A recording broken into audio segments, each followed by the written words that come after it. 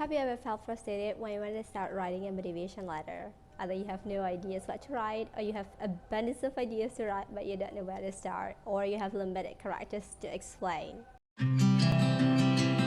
Hi, assalamualaikum and welcome back to my channel. In this video, I'm going to be sharing to you all guys how to write a motivation letter based on my personal experience in writing a couple of motivation letters for a couple of scholarship that I have ever been succeeded before.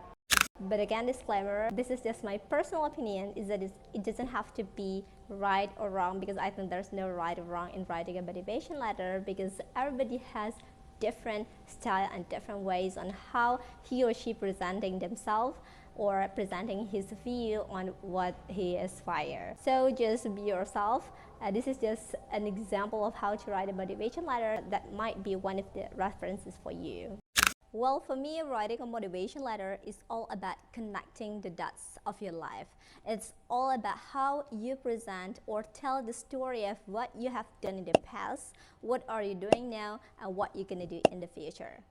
And yes, of course, it's all about the positivity of yourself that can benefit you, your family, your village, your region, or even your country as a whole. So here, far before you start writing a motivation letter, I really suggest you that you first make the framework of your connecting dots. However, if you still can't connect the dots of your life, it's totally fine, it's totally okay. Because finding you here on my channel, or knowing that you have the intention to pursue higher education abroad or to study scholarship abroad, has already been one of the great way for you to connect the dots of your life. Okay, now let me give you an example of how I try to connect the dots of my life when I wrote a motivation letter a couple of years ago. Here, I will begin with what I have done in the past.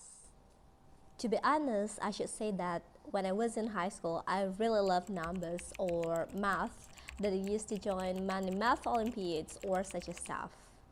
Then I'm thinking of how my skill on numbers can explain or help people or government in particular. Then I come up with an idea of pursuing accounting degree.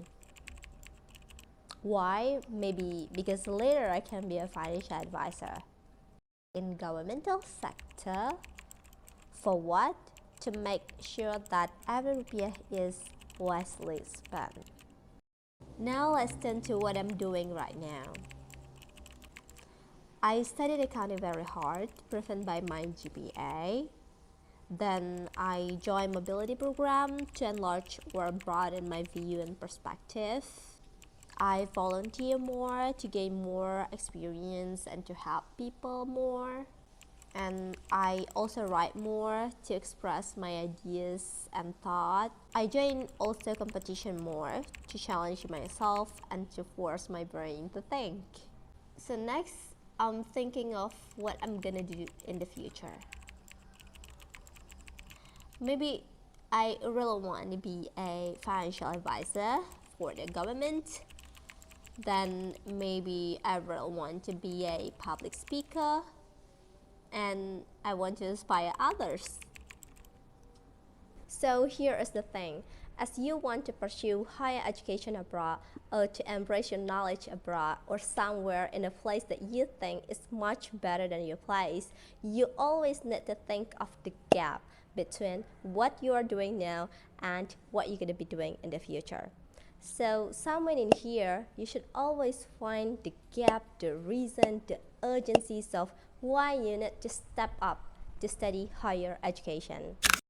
So here, you can start with the problem that exists in your family, your office, your region, even your country that you think you can later contribute to take part in solving the issue. You can also state the country or your destination country that provide the best practice of the issue you are currently concerned on. You can provide the reasons why the particular degree or the particular major in particular university best suited you to fill the gap that you have now to contribute more. You can also explain deeper on the courses that you wish to study and even the mode of study that might help you fill the gap that you mentioned before. For example, I brought up the issue of integrity and public trust crisis that in my destination country, Finland, is very proud of. I also mentioned the causes of University of Turku that offers me the solutions towards the problem that I mentioned before. Okay, now as we finish making the framework of our connecting dots of our life, it's time for us to begin wording our framework into a more interesting story to read. One message from me is that if you think you haven't contributed more to this country, it's totally fine. You can start from no one. You can start from the simple things that you can. For example, you can start blogging, you can start making a YouTube channel, or you can join any volunteering activity, or the other things that you can do. Always remember that all big things come from small beginnings.